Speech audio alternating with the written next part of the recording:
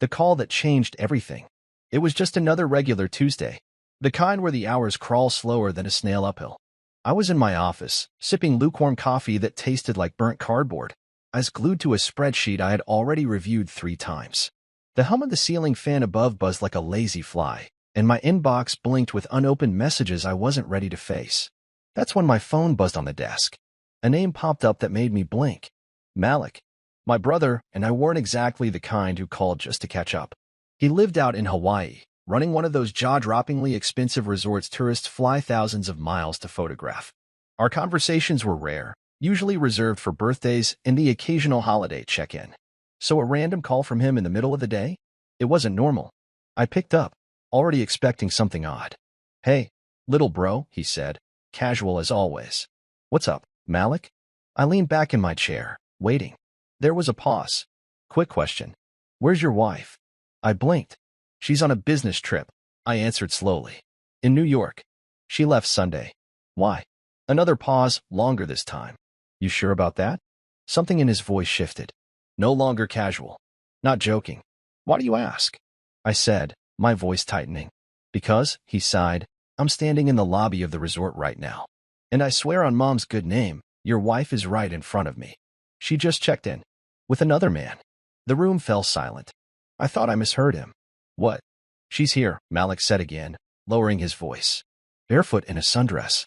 With a guy who looks like he belongs on a cologne ad. And she just paid for the honeymoon suite using your ATM card." I didn't breathe for a moment. My hand froze on the mouse. The coffee suddenly tasted like sand in my mouth. I stared at the monitor, but the spreadsheet no longer made sense. My ears rang. My jaw clenched. But somehow, I kept my voice steady. "Are you sure it's her?" "Positive," he replied. I waved at her. She waved back. The silence stretched again. I rubbed my temple, trying to push away the pounding headache that had just formed behind my eyes. "All right," I said slowly. "Don't say anything else to her. Don't let her know you told me." "You got it," Malik said. "What do you want me to do?" I didn't answer right away. My heart was racing, but my mind was already shifting into something colder. I stood from my desk and walked to the window, watching the wind rustle the trees outside. My thoughts were a storm. Brielle, my wife of 6 years. I met her at a work seminar back when we were still nobodies. She was electric, sharp, confident, the kind of woman who didn't wait for doors to open. She kicked them down. We got along instantly. I paid for her last semester of grad school when her loan got denied. Supported her while she built her startup from scratch. Celebrated her wins like they were my own. And now, she was thousands of miles away, wrapped around another man on a beach, smiling like none of that mattered. I ended the call with Malik after a few more instructions, and I sat down heavily in my chair. I opened our banking app. The transaction history stared back at me like an accusation. $850, ocean view room. $170, champagne brunch. $265, luxury couples massage. $320, catamaran sunset cruise. $2,430, total stolen joy. Each charge was a stab to the chest. Paid with my card. For the past few months, I'd felt something was off. She had started canceling date nights. Always tired. Overwhelmed at work. She'd pull away when I reached out. Dodge conversations with vague excuses. I chalked it up to stress. I didn't press. I gave her space. Turns out, I gave her room to cheat. I wanted to scream, but I didn't. I wanted to throw something across the room, but I didn't. Instead, I just sat there. Quiet. Numb. Processing. Because in that moment, I realized something dangerous. I wasn't going to yell. I wasn't going to cry. I was going to get even. I wasn't going to burst into Hawaii demanding answers. I wasn't going to storm into her hotel suite and punch the guy in the face. That's what she'd expect. That's what she'd prepare for. But me? I was going to sit down. Think. Plan. By the time she realized what was happening, she wouldn't even know what hit her. I picked up the phone again. Called Malik back. "Keep watching," I said. "Tell me everything. And send photos if you can without getting caught." He agreed. He always liked a little drama, and for once, we were on the same team. Then I called my assistant and said I wouldn't be in the office the rest of the week. I closed my laptop. I poured a glass of whiskey, sat on the couch, and stared at our wedding photo above the fireplace. I remembered the way she smiled that day, the vows she made, how her voice cracked when she said forever. I should have known then, Some people say forever, but they mean until the next shiny thing comes along. I clinked the glass against my teeth. She thought I was a fool, that I'd never find out. But she forgot who I am. She forgot that I pay attention, that I see patterns, that I built my life on structure and precision. She played a careless game in paradise. And now? Now, I was about to show her that betrayal has consequences. And Hawaii was about to become the last place she'd ever forget. Paradise exposed. The funny thing about betrayal is how it doesn't hit you all at once. It seeps in like cold water under a door, slow at first, then soaking everything before you realize you're standing in a flood. That night, I sat in my living room with the lights off, letting it all soak in. The only sound was the clink of ice against glass and the slow creak of the ceiling fan above. I stared at the bank statements again, scrolling through the damage like it was a crime scene report. A couple spa package. Sunset cruise. Room service that could feed a football team. My name on every receipt, my money funding their fantasy. She had taken what we built and used it as a getaway fund for a fling. But I wasn't going to act rash. Not yet. Instead, I called Malik again. Describe him to me, I said, pouring another drink. He chuckled, not because it was funny, but because it was absurd. Tall, model-looking. You know the type. Skinny jeans and loafers on a beach, like he's allergic to sand. She kissed him on the cheek earlier. Held his hand. They looked too comfortable to be coworkers. I closed my eyes. He wasn't wrong. I already knew in my gut it wasn't business. Her emails had become vague lately. No more, be back Wednesday, or client meeting at 3. Just one-word replies or ghost-like silence. I told myself she was stressed, that she needed space. I gave her that, and she took it all the way to Hawaii. Thanks, man, I said. Keep an eye on her. Don't let her know you've said anything. Already on it, Malik replied. She booked the stay under your full name, by the way. No shame at all. Of course she did. After we hung up, I sat in silence for a while. I thought about everything. The way she used to wait up for me when I worked late. The way she used to laugh at my terrible jokes. Somewhere along the line, that laughter had faded, and I didn't know when it happened. Or maybe I just didn't want to notice. The idea of confronting her right then burned through my chest like acid.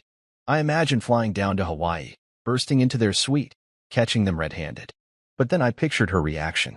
She'd probably gasp, cry, beg, deny, maybe even twist the narrative and say I invaded her privacy. Turn it into a story about how I didn't trust her. The victim would become the villain. No, I needed her to be exposed. But not just to me, to everyone. That meant no yelling, no throwing things, no drama, just facts. I pulled up my shared folder from our bank. Every transaction lit up like a breadcrumb trail. I made a new spreadsheet because I needed this to be organized. Cold, surgical. I labeled each entry by date, location, description, and amount. It wasn't hard to tell what was hers. She loved extravagant little things. Candlelit dinners, imported wine, spa facials with names that sounded like they belonged in science fiction movies. And the worst part? It was all billed from my side of the account. I felt like a ghost watching my life from outside. That night, I didn't sleep. I sat at the kitchen island, lit only by the fridge light, drafting a plan. I wasn't going to let her leave Hawaii with a tan and a smile. She'd arrive with betrayal and return with a legal storm. The next morning, I texted Malik, "Can you stall her tomorrow morning? Tell her she's been upgraded or some VIP beach experience. Just buy me time." He replied a few seconds later, "Easy. Consider it done. You cooking something up?" "Yeah," I texted. "I'm done being quiet." Then I called someone I hadn't spoken to in years. Joan. She and I went to college together, and she was the kind of person who could hack into a vending machine and get it to give free snacks for a week. Now, she was a cybersecurity consultant for a law firm and freelanced on the side. When I explained what I needed, she didn't even flinch. "I'll send you a tracker that links to a live purchase log," she said. "Give me access to the joint account, and I'll feed everything into a private sheet. Can you match it to GPS locations?" I asked. She laughed. "You want time, place, and context? You got it. I'll have it by tonight." "Thanks, Joan. I'll make it worth your time." "You already have," she said. "I love a good revenge story." I hung up, and for the first time in hours, I smiled. Because now it wasn't just about the heartbreak. It was about reclaiming control. I texted Malik again, "Send me a picture." Just one. An hour later, a photo came through. The two of them standing near the beach bar. She was holding a coconut drink with a pink umbrella. Her hair was down, those expensive sunglasses perched on her head, and her hand resting gently on his chest. I zoomed in. No guilt, no shame, just smiles. That's when something inside me snapped into place. The man I had been, trusting, loyal, maybe a little too forgiving. He was gone. The man who stood in his place? He was calculating, focused. I saved the photo and added it to a folder on my laptop labeled Paradise Files. Next, I started gathering copies of all her recent emails and texts.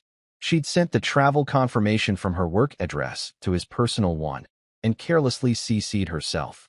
I pulled every digital receipt, every itinerary, every piece of proof. Then I called a lawyer. Not just any lawyer. I needed someone licensed in Hawaii. Malik gave me a name, Tony.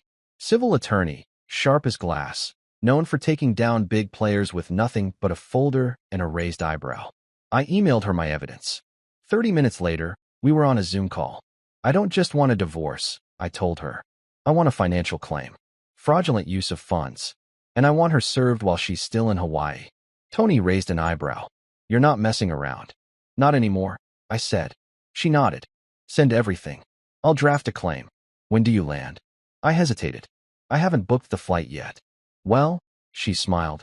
You'd better hurry. Paradise doesn't stay quiet forever. And with that, I closed the laptop, leaned back, and looked at the photo one more time.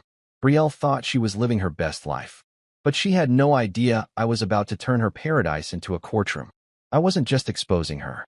I was preparing to bury the fantasy, publicly, legally, and with precision. And I would be watching every moment of it unfold. My brother, my ally. Growing up, Malik and I were never exactly best friends. We were just two boys under one roof, with different minds and different paths. He liked beaches and breezes. I liked books and balance sheets. While I stayed on the mainland, building a quiet life, he went off to Hawaii and turned a crumbling beachfront property into a luxury resort that made headlines. We didn't fight, but we didn't bond either. At least not until now. Betrayal has a strange way of rearranging loyalties. It was 2 days after Malik's call. I was sitting in my car, parked at the edge of a cliffside overlook just outside the city. The kind of place where you go to think, or maybe to scream when no one's around. I had the ocean in the distance, cold, gray, unforgiving, and my phone glowing in my palm. All right, Malik said on the other end. Here's what I got. He had gone full investigator on my behalf.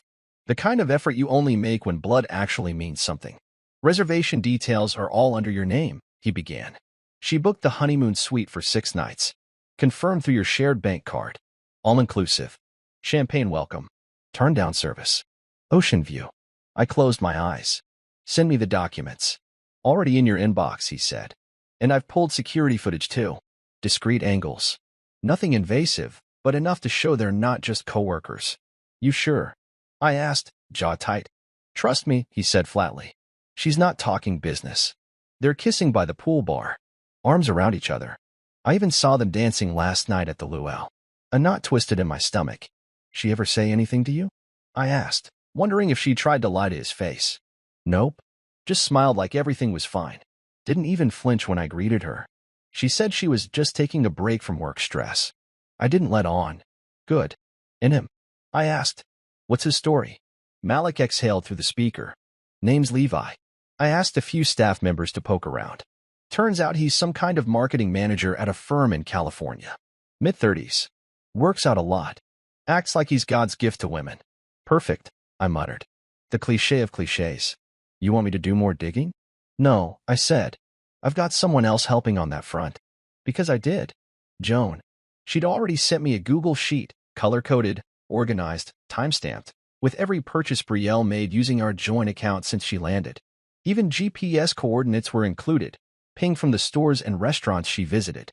It read like a travel brochure from hell, and every entry had my name on it. My next move was to tighten the circle. I needed more than emotional damage. I needed legal ground. So I called Joan again. Hey, she said, picking up on the second ring. Your sheet's updated. You should take a look at row 35. I opened it. Item, boutique jewelry set. Amount, $860. Note, gift wrapped, signed to my future, handwriting confirmed to match Brielle. My hands tightened around the phone. She used my card to buy him a gift? Joan didn't answer. She didn't have to. Keep tracking, I said. I want every dollar mapped out. I want a full timeline. I want to know what they touched, where they stayed, what they wore. You're getting dangerous, she said, half amused, half impressed. No, I replied. I'm getting smart. After hanging up, I contacted Tony, the civil attorney Malik had recommended. She was sharp, fast, and completely unbothered by the scale of the drama. I've reviewed the files you sent, she said during our second call. I can easily build a claim here. Fraudulent use of joint funds, emotional distress, misrepresentation. If you want to press charges or serve her papers while she's still on the island, I can help you file the paperwork within 48 hours. Make it happen. Just be aware, she said carefully, this could go public. I don't care. That night, Malik emailed me the video clips. The first one started with soft music playing in the background, one of the resort's live bands. The camera angle showed Brielle and Levi swaying together under string lights, his hands on her waist. She leaned in, whispered something in his ear. He laughed, and then she kissed him, right there, on the dance floor. The same floor where I once danced with her during a retreat Malik hosted 3 years ago. Back when she still reached for my hand in public. Back when she still looked at me like I mattered. I closed the video, not out of pain, but out of certainty. I was done being blindsided. This was no longer about heartbreak. It was business. She turned our marriage into a transaction. So I would treat the fallout like a contract gone wrong. Anything else you need? Malik asked when I called to check in again. I need access to her suite, I said. Not to break in. Just gather intel. He hesitated. That's a gray area. She left the door open when she used my name and my card. I have a right to know what's happening under my account. I might have a guy, he said slowly. His name's Kai. Been with me 6 years. Discreet. Loyal. I trust him. Send him in. Quietly. Don't take anything. Just eyes. You got it. As the plan started to take shape, I began drafting a master document. I titled it Operation Island Exit. It included bank statements, email screenshots, timeline of lies, photos and videos from Malik, spreadsheet from Joan, drafted legal complaint from Tony. All of it stacked neatly into a folder I kept on an encrypted drive. The evidence was clear. The betrayal was proven. But still, I hadn't called her. She had no idea what was coming. That silence? It was my favorite part. Because there's something powerful about letting someone walk deeper into the fire, believing they're in the sun. They sip champagne, post beach photos, smile in the mirror. And all the while, the ground beneath them is starting to crack. By the end of the week, it wouldn't be a beach beneath her feet. It would be a courtroom. The setup. There's something deeply satisfying about watching a liar smile while walking straight into a trap. And in this case, the trap came with ocean views and complimentary mimosas. I landed in Honolulu just before noon on a Friday, stepping off the plane with a single carry-on, dark sunglasses, and a name that wasn't mine. I booked my hotel under an alias, Mr. Hayes, a name I used once for an old fantasy football league. It felt ironic now.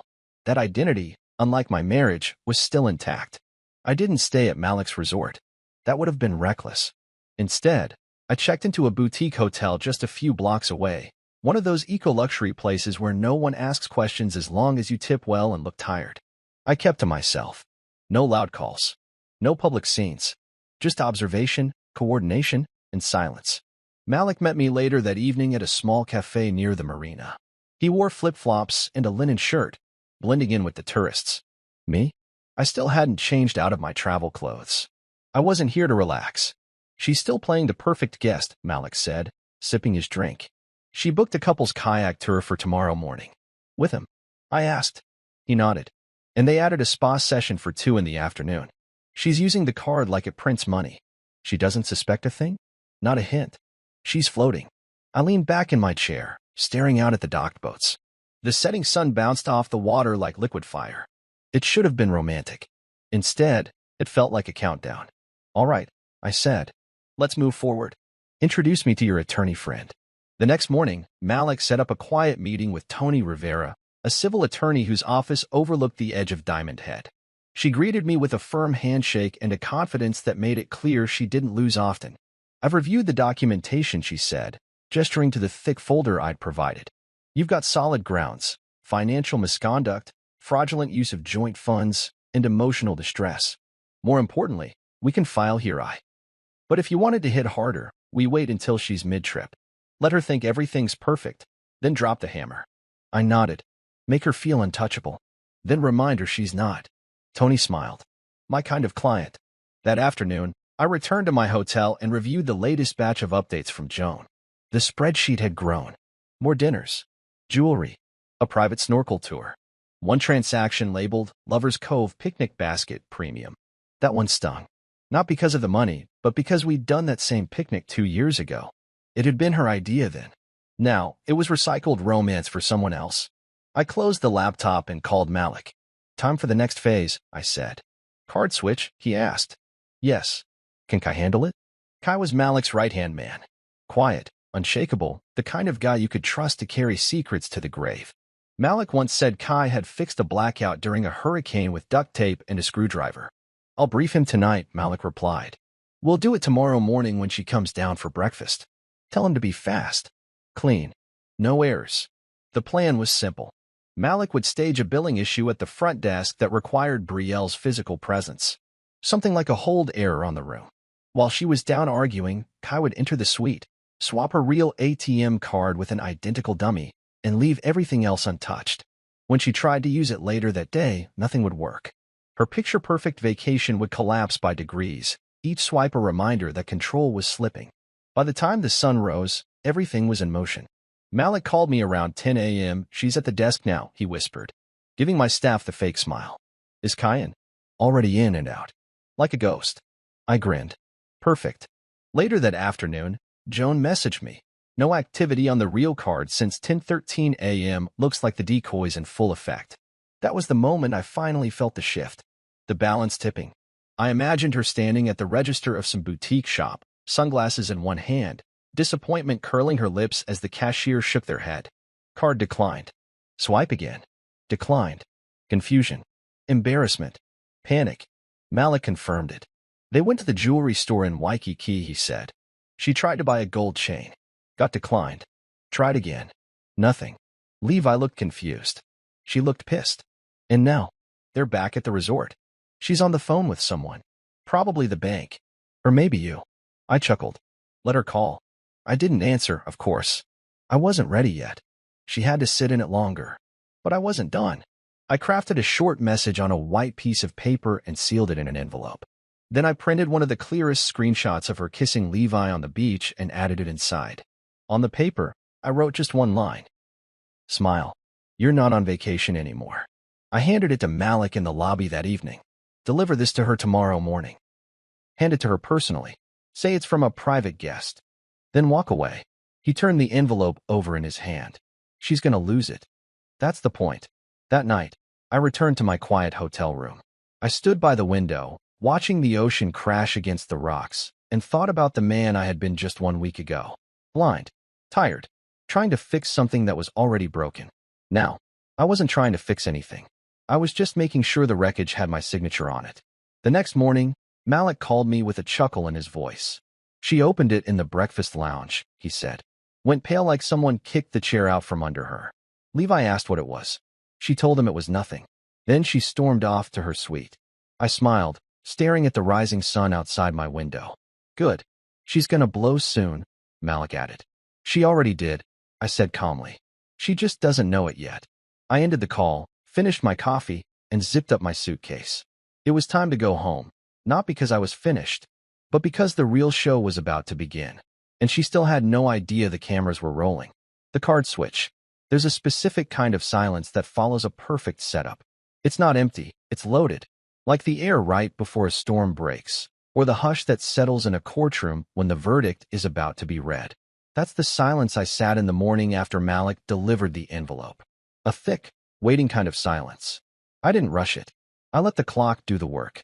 At exactly 11:03 a.m., the first call came through. Brielle. I watched her name flash across my screen. I didn't move. Let it ring. Then another. Then another. I muted the phone and slid it face down across the counter. My hands were steady, my breathing calm. I'd imagined this part for days, the unraveling. But nothing compared to the real-time thrill of watching her world sink slowly beneath her feet. She called 6 more times over the next 2 hours. I didn't pick up. Meanwhile, Joan kept feeding me live updates from the card tracker. Or rather, the lack of them. Declined again. She messaged at 12:12 p.m., this time at a beachside cafe. She tried 3 times. The beautiful thing about revenge done right is that it's not loud. It doesn't slam doors or scream accusations. It whispers truth into places where lies used to live. That's what this card switch was. Not revenge in the classic sense, but revelation. One swipe at a time. Malik texted me mid-afternoon. She's asking everyone at the front desk why her card isn't working. She thinks it's a hotel error. Let her. I replied. I imagined her standing there in that overpriced sundress, trying to smile while confusion bloomed across her face. Levi probably standing nearby, arms crossed, wondering what she was hiding. I wondered if he knew the room they were staying in was booked under my name. If he noticed that every time she signed a receipt, it was with a last name she swore she wasn't proud of anymore. But the best was yet to come. I had prepared a second envelope, this one heavier, thicker, stuffed with truth. Inside, I had placed a printed bank statement, with every line highlighted that matched their trip. A spreadsheet compiled by Joan, organized by date, location, and cost. The resort's room booking confirmation, bearing my full name. A divorce petition drafted by Tony. And finally, a neatly labeled USB drive. That USB? It contained the video footage Malik had collected. Their slow dances, hand-holding, laughing under tiki lights. The kiss by the bar. All time-stamped. All in high resolution. This wasn't just evidence, it was a story. A timeline of betrayal, wrapped in facts. And it was about to land directly in her hands. I made one last call to Malik that evening. You sure about this? He asked, though his voice already held the answer. She took a vacation on my dime, I said. She can handle a wake-up call. The next morning, Malik approached her in the hotel lobby, same as before. Mrs. Thorne, he said. I laughed when he told me later she didn't correct him. She was so used to pretending, she forgot to drop the act. This was left for you by a guest, he added, handing her the envelope. She took it without question. 20 minutes later, my phone buzzed again. Unknown number this time. I didn't answer. Then Malik called. She opened it in the suite, he said. I couldn't see her, but one of the cleaning staff said she threw something against the wall. Then she started shouting. Levi. He left the room 10 minutes later. Looked like someone had slapped him in the face. Did she chase after him? Nope. She slammed the door. He walked down to the pool bar alone. Asked for tequila at 10 a.m. That was almost poetic. I could picture him standing there in his beach shirt, staring out at the waves, suddenly realizing he was just a prop in someone else's mess. That everything she promised him, freedom, love, adventure, was built on stolen money and borrowed names. Later that evening, I got a call from Tony. She's officially been served, she said. Divorce petition, financial claim, and all supporting evidence. We have documentation of receipt. She knows she's been caught. And the lawsuit? Filed. We'll follow up once she returns to the mainland. But based on the footage and your bank records, the case is solid. I thanked her and hung up. That night, I didn't celebrate. I didn't toast a victory or call friends to brag. I just stood on the balcony of my hotel room, watching the tide roll in, listening to the soft hush of the waves meeting sand. I thought about everything. 6 years of marriage. Countless sacrifices. Quiet nights where I stayed up late finishing her pitch decks. The way she used to rest her head on my shoulder when she couldn't sleep. The little things that build a life. And how, one by one, she tore them down for a man who couldn't even pay for his own cocktails. Somewhere down there, in another hotel suite, she was pacing, panicking, scrambling to call banks, lawyers, anyone who would listen. But the truth? No one could help her now. She betrayed the one person who actually would have stood by her. She mistook kindness for weakness. And when she decided to treat our marriage like a game, she forgot one important thing. I never lose when I know the rules. And now? I was the one writing them. By the next morning, she had checked out. Malik texted me. She left in a rush. Didn't speak to anyone. Levi's gone too. Good, I replied. I boarded my return flight that afternoon. No first class. No upgrades. I didn't need luxury. I had peace. And sometimes, that's more valuable than anything money can buy. I sat by the window, watching the clouds shift outside, feeling lighter than I had in months. There were still battles ahead, court dates, settlements, a property division. But the hardest part was over. She'd seen the truth. She'd tasted what it felt like to be powerless. And she'd know, forever, That the man she tried to deceive wasn't the fool she thought he was. He was the one with the final move. The panic call. It was 5:41 a.m. when my phone rang again. I had just returned home the night before, dropped my bag by the door, and walked straight to the shower without turning on a single light. I needed to rinse off Hawaii. Rinse off the smell of betrayal. The lingering sin of ocean wind and lies. I hadn't even unpacked. The suitcase set untouched by the bedroom wall, and my phone, on silent, buzzed to life on the nightstand. The screen lit up. Brielle. I let it ring. Then again. And again. She called 9 times in less than 20 minutes before I finally picked up. I didn't say a word at first. I just let the weight of the silence reach her through the line. "Hello," she said, voice small. I stayed quiet. "Where are you?" she asked, sounding like she hadn't slept. I finally spoke, my voice calm, even. "Back home." There was a pause on her end. I could hear background noise, doors closing, maybe footsteps. She was probably pacing. You're home," she repeated. "Why? What's going on?" I could almost hear her trying to piece it together, but nothing she'd prepared would have fit what she was walking into. "Why is my card not working?" she demanded, her voice rising with desperation. "Why did it get declined at every store yesterday? I called the bank, and they said there was a freeze on it. Did you do something? Did I do something?" I repeated slowly. "That's Rich. Listen," she began quickly, "this whole thing. I know how it looks, but it's not." "Don't," I interrupted. She went quiet. I stood at the window of my house, looking out at the neighborhood just beginning to stir. Sprinklers ticked on across lawns. Early joggers passed by with earbuds in, completely unaware that on this call, a marriage was being dissected piece by piece. "You told me you were in New York," I said plainly. "You packed a suitcase and kissed me goodbye and said you were meeting a client uptown." "I was," she lied. "You weren't," I said. "You were in Hawaii, at my brother's resort, with another man." I heard her inhale sharply. "And you used my card," I continued, my voice still low, still cold. "Every cocktail, every massage, every dinner, every room service bill, you swiped with my name. You made reservations in my name. You laid in bed with another man, in a suite I paid for." "Wait," she said, stumbling over her words. It's not like that. Don't lie again, Brielle. I wasn't trying to hurt you," she snapped, desperation cracking her voice now. "It was a mistake. It just happened. You planned the trip. There was silence. You bought the tickets. You forwarded the itinerary to him. You used my funds to do it. That's not a mistake, Brielle. That's a choice." I let that hang in the air. She didn't respond. "You don't understand," she finally whispered. "I've been feeling lost, alone. You've been distant. You've been working so much." "No," I cut in. "Don't do that. Don't blame my job. Don't act like loneliness is a permission slip for betrayal. You could have talked to me. You could have told me something wasn't right. Instead, you packed a bag, smiled in my face, and flew to paradise to play house with someone else." There was no defense. She knew it. Her voice broke. "Please. I'm sorry. I didn't mean for it to go this far. It just got complicated. I was confused." "You weren't confused when you booked a luxury suite. You weren't confused when you bought him a necklace with my card." She gasped. How do you know that?" "I know everything," I said. "Every charge, every location, every video, every lie." She was completely silent now. "You really thought you'd get away with it?" I asked. "You thought I'd sit here while you dipped into our account and took a vacation with someone else?" She stammered. "I needed something different.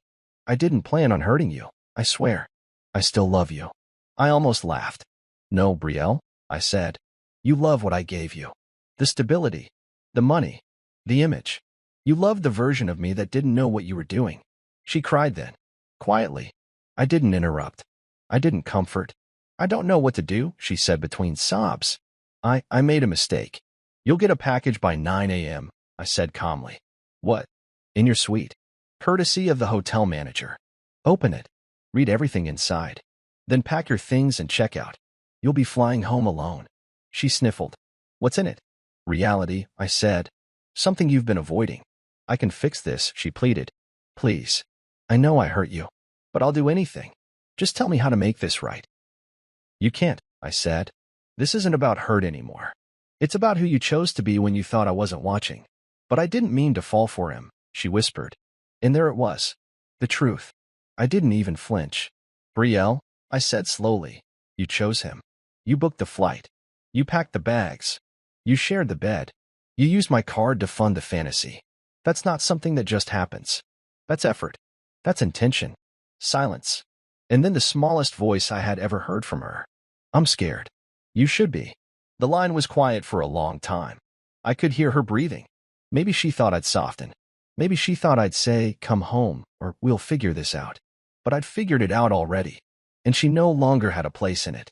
I have to go, I said. Wait. But I hung up. I stood in the quiet of the house for a long while after that. The walls felt a little wider. The air, a little clearer. Like the house had been holding its breath too, and now it was free to exhale. I went downstairs, brewed a fresh cup of coffee, and took it out onto the porch. The sky was turning gold. Birds chirped in the trees. For the first time in a long time, I felt still. No more guessing.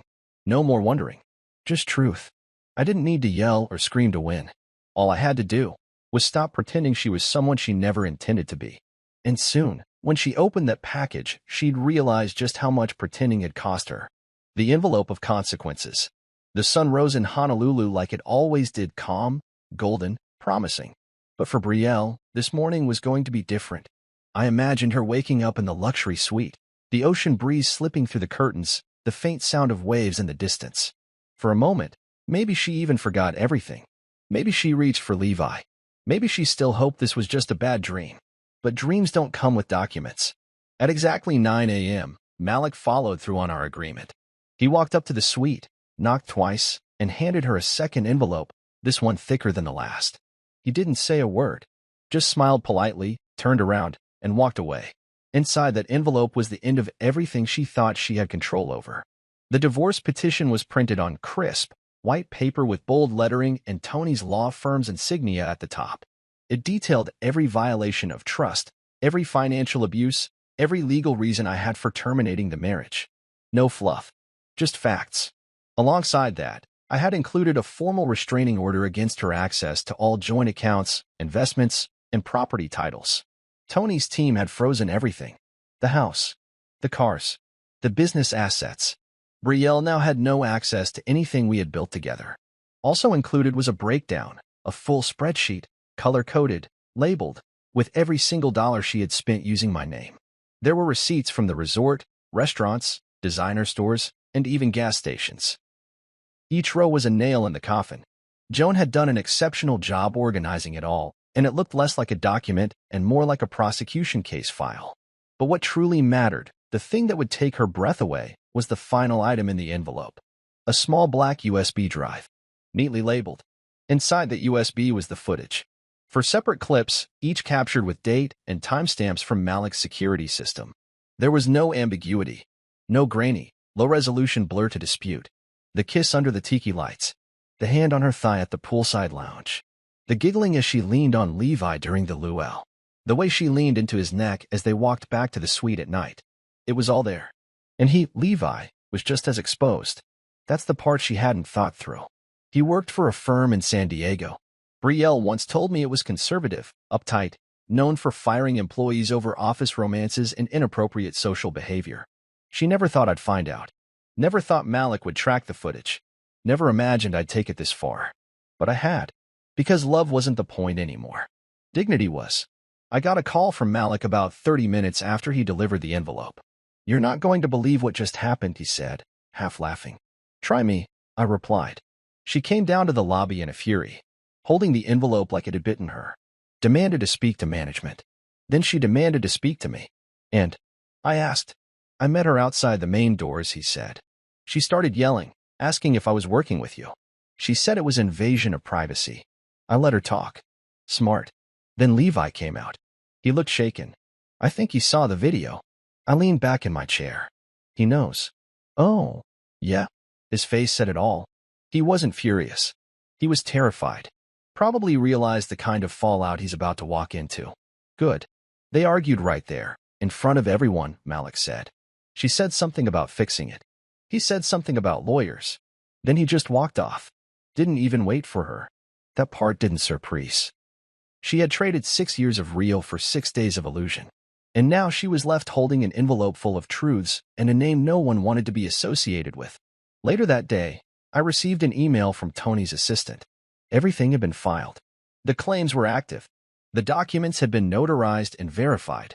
I now had legal separation pending trial and a strong financial misconduct case. And the startup I helped Brielle launch? I had already removed her from the accounts. Back when we set up the LLC, she didn't pay attention to the fine print. I had retained majority control with 60% equity, standard protection in case she ever wanted to sell early. I never thought I'd use it this way, but now it felt like insurance. I sent a notice of removal to her business email that evening. Effective immediately, she was out.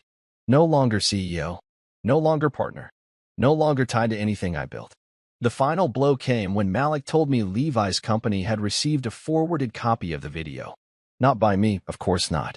But someone anonymous, someone who simply labeled the email, thought your HR department might want to see this. I didn't have to ask who sent it. Joan. She always did have a flair for timing. By that night, the fallout was in full swing.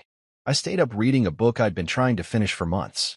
Something about quiet resilience and rebuilding after a storm. Funny how I understood it better now. My phone buzzed once more. A text from an unknown number. Please. Can we talk? Just once. Please. I didn't respond. Because what was there left to say? She had poured gasoline on our life and lit the match, thinking I wouldn't notice the smoke. But now, she was choking on the fumes. She had lied to my face, spent my money, kissed another man under my brother's roof, and thought all she had to do was cry her way out of it. Not this time. I walked out onto the balcony, breathing in the cool night air, letting it settle in my lungs. There was no need for revenge anymore. I'd already won. Not through rage. Not through violence. Through evidence. Through calm. Through the truth. Let people call me cold. Let them say I overreacted. Because in the end, she tried to write me out of the story we built together. But I held the pen. And she just got edited out, grounded and exposed. When I stepped off the plane back home, I didn't feel victorious. I didn't feel angry either. What I felt, oddly enough, was quiet.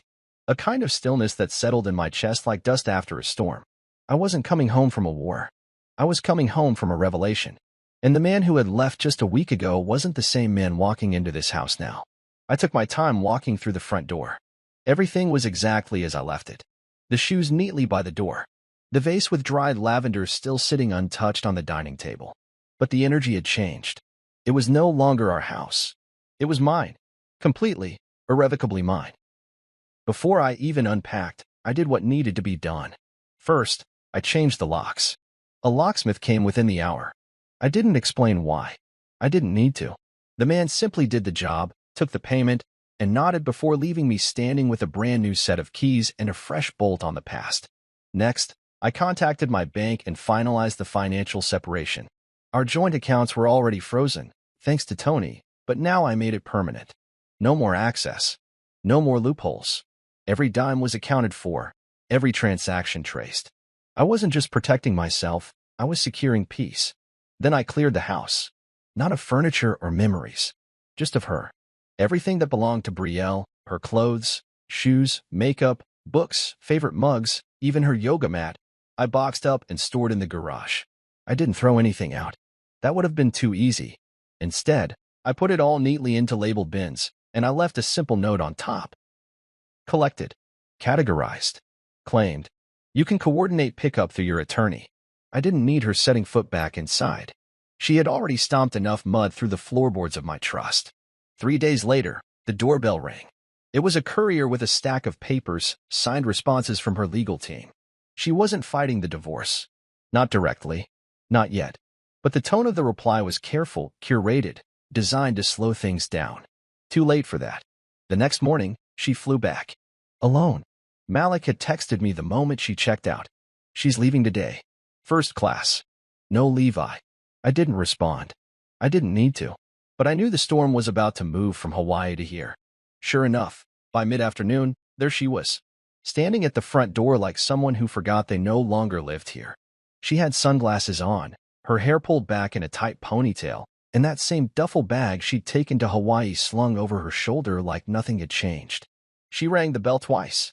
I watched her from the upstairs hallway monitor. I didn't rush. I let her stand there. Let her feel the weight of waiting. Then I pressed the intercom button. Brielle. She looked around, confused. Can you open the door? This property is no longer shared, I said evenly. You'll receive further instructions through your attorney. Her face changed immediately. Wait, what? Are you serious right now? I flew back to fix this. You flew back alone, I said. That was your first clue. She stepped closer to the door.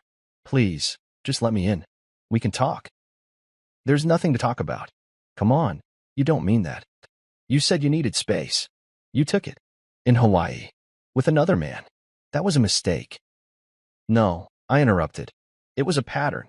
I paused. You broke this, Brielle. Not just once. Not just with one kiss. You made a decision every single day of that trip. And now, you're facing the cost. She was visibly shaking. People make mistakes. People do, I agreed. But not everyone betrays the person who gave them everything. The silence that followed was heavy. Then her voice cracked. The neighbors are staring. I looked down from the window. Sure enough, across the street, old Mrs. Callahan had paused mid-sprinkler. A man jogging with his dog slowed to glance over. Even the mailman took a second look before heading back to his van. I'm not the one who should be embarrassed, I said. You made this public the moment you tried to hide it. Her lips trembled. You really hate me now, don't you? No, I replied. Hate takes too much energy. And I'm done giving you mine. I ended the intercom call. She stood there for another 30 seconds. Then she walked to the curb, where her Uber was still waiting, and climbed in without looking back. That evening, her parents called. I debated whether to answer. But curiosity got the better of me. Hello, I said. There was a moment of hesitation. Hi, her mother said, her voice tightly wound. We heard about everything. We just wanted to hear your side. You want my side? Yes, her father added. Brielle's upset. She says it wasn't what it looked like. It never is, I said. Well? She went to Hawaii with another man. She used my bank card. She booked the suite under my name. She lied to all of us. If you're looking for someone to feel sorry for, I'm not him. There was a long silence. I'm sorry, her mother said finally. We didn't know. No, I replied. You just didn't ask. I hung up. I didn't owe them closure. Not when they'd spent 6 years turning a blind eye to the cracks she caused and calling them character. That night, I sat on the back patio with a glass of water and watched the sky turn orange. The same sky we used to sit under together, laughing at silly TV shows and dreaming about our future. Now, I sat under it alone, and for the first time, it didn't feel empty. It felt earned. The house was no longer filled with tension. No walking on eggshells. No late-night text I wasn't supposed to see. No phone calls that ended the second I stepped into the room. Just silence. And silence, when it's finally honest, is the loudest kind of peace. I walked back inside, past the row of labeled boxes in the garage, and shut the door behind me. She had returned home thinking she could fix it with words. But some bridges burned so clean, there's nothing left to walk across. The final confrontation. A month later, I stood in the hallway outside courtroom 4B, dressed in a charcoal gray suit, holding nothing but a leather folder and calm resolve. The hallway buzzed quietly, shuffling feet, muffled conversations, the occasional call for silence. But all of it faded to a dull murmur as I stood by the bench, waiting for her. Brielle arrived 5 minutes late. She looked nothing like the woman who had stepped onto a Hawaiian beach in a sundress and sunglasses. Today, she wore a navy skirt suit, her hair pulled tight into a bun, as heavy with something between regret and stubbornness. Beside her was a sharp-looking attorney with an expensive briefcase and the kind of practiced smirk that only existed in courtrooms and overpriced divorce settlements. She didn't make eye contact. I didn't care. My attorney, Tony, stood beside me with quiet confidence, flipping through documents like she already knew how this would end. When the clerk called our case, we entered the courtroom and sat across from each other at 2 separate tables. The judge was a middle-aged woman with a steel gaze and a reputation for disliking unnecessary drama. Exactly who I'd hoped for.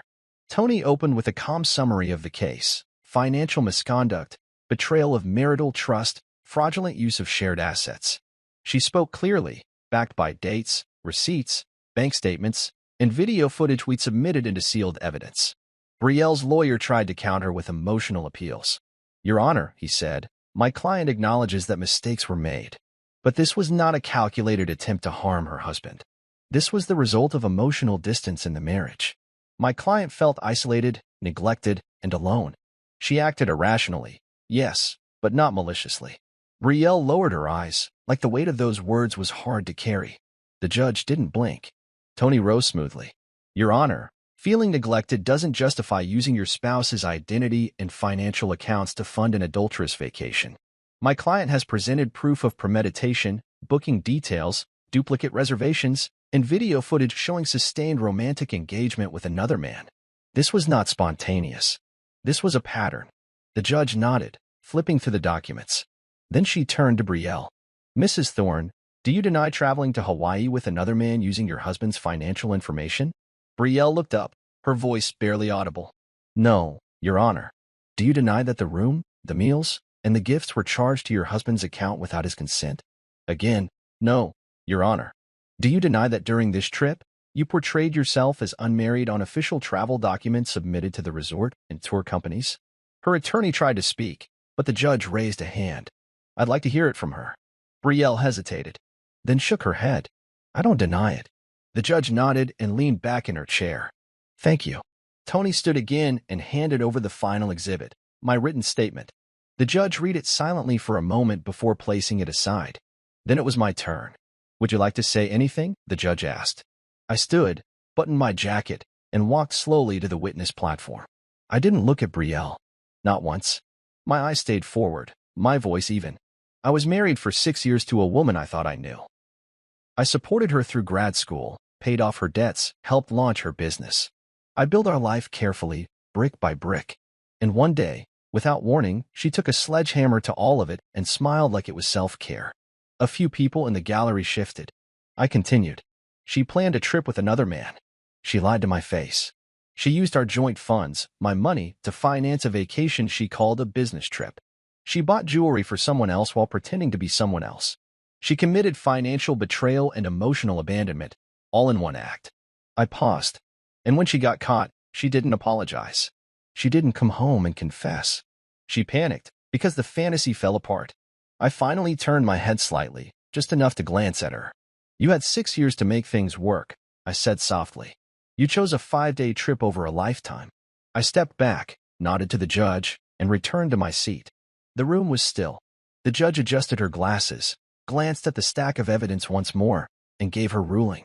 The court finds the evidence overwhelmingly in favor of the petitioner, she said firmly. The divorce is granted effective immediately. The house, bank assets, and startup business will be awarded to the petitioner in full. Additionally, the respondent will be required to repay $7,200 in misused funds, as documented. Brielle's lawyer tried to argue for reduced repayment. The judge cut him off. This is not a trial for emotional debate. The law is clear. Fraud has consequences. Brielle's shoulders sagged. She didn't speak. Outside the courtroom, I waited for a moment near the elevators. Not for her, but because Tony had stepped into the hall to take a call, and I needed to sign one last form. Brielle eventually approached. Alone. I glanced at her. She looked tired. Not the tired of missing sleep, but the tired that comes from carrying a story that finally collapsed. Can I say something? She asked. You just did. In court. She frowned. I didn't mean for any of this to happen. I turned toward her fully. That's the problem, I said. You never meant for anything. You just let things happen, until you couldn't hide them anymore. I was confused, she said weakly. No, you were dishonest. I thought maybe after some time. There's no after, Brielle. She looked down, as if expecting that. Her voice was small again. Did you ever love me? I didn't flinch. I did. Completely. And you turned it into paperwork. Her eyes welled up, but I didn't comfort her. That time was gone. She opened her mouth to say something else, but I stepped past her as the elevator dinged. Tony returned, handed me the signed file, and we left. I didn't look back. That evening, I opened a bottle of wine and stood on my balcony again. The wind had picked up. The air had shifted. Somewhere down the road, Brielle would tell her version of the story. Maybe to friends. Maybe to someone new. Maybe even to herself. But I didn't care anymore. Because the story that mattered, the one with the truth, the proof, and the clean break, was finished. I had walked into court with facts and walked out with freedom. No screaming. No slamming doors. No dramatic exits. Just the quiet sound of closure. And the knowledge that I had rebuilt what she tried to tear down, with dignity intact. My life, rewritten. It's funny how peace doesn't come with fanfare. It doesn't knock on your door with balloons or announce itself like a grand entrance. It comes quietly, softly, like a breeze drifting through an open window, reminding you that the storm is gone. That's how I felt waking up in my new apartment for the first time. The sun filtered through the blinds, casting golden stripes across the hardwood floor. My dog, yes, I finally got one, was curled up at the foot of the bed, snoring softly. He was a rescue, a stubborn little mutt named Milo who liked to hog the blankets and bark at his reflection in the mirror. Somehow, his presence made the space feel lived in, real. Like I wasn't just existing, I was healing. The apartment wasn't big. One bedroom, one office, open kitchen. But everything in it was mine. Every item I brought in had meaning. The framed photos on the shelf were of friends, travels, and family. No wedding pictures. No half-hearted smiles. Just me, in all the honest moments that never required performance. A few weeks after the court hearing, I officially moved out of the house Brielle and I once shared. I didn't fight to keep it, even though the judge had awarded it to me. I didn't want to live in a museum of broken memories. I sold it. Got a good offer, too. Young couple, newly married, excited to start their life together. I let them have it. Let them fill the space with hope instead of history. Brielle didn't contest the sale. She barely said anything after the ruling. And I got back to living. I started biking again on Sundays, the way I used to before I met her. Just me and the wind, riding along the river trails with no destination, no schedule. I found new coffee shops, met neighbors, took cooking classes on Thursday nights because, for the first time in years, I didn't have to worry about someone else's preferences. I didn't check her social media, didn't scroll through tagged photos, trying to see who she was with or what excuse she was giving the world. That chapter was closed. Reading it again wouldn't change the ending. Malik and I talk more now. The whole ordeal had brought us closer than years of birthdays and holidays ever did. We laughed about things now, small details that had once stung. You should have seen her face when the envelope landed, he'd said once over a call. Like someone handed her a live grenade. He came to visit a few weeks later. We grabbed dinner, sat on the rooftop of a local restaurant, and just talked. No tension, no rushed updates. Just two brothers who had been through something ugly and came out stronger for it. "You're different," he said, sipping his beer. "Better or worse?" "Better," he replied. "You look lighter. Like you're finally breathing." I nodded. "Feels that way too." Then there was Tony. What started as a purely professional connection had slowly grown into something I didn't expect. We stayed in touch after the case ended, initially about paperwork, then about life. One evening, we met for drinks at a quiet bar downtown. She looked different out of court, more relaxed, warmer. Her sharpness was still there, but it was softened by genuine curiosity.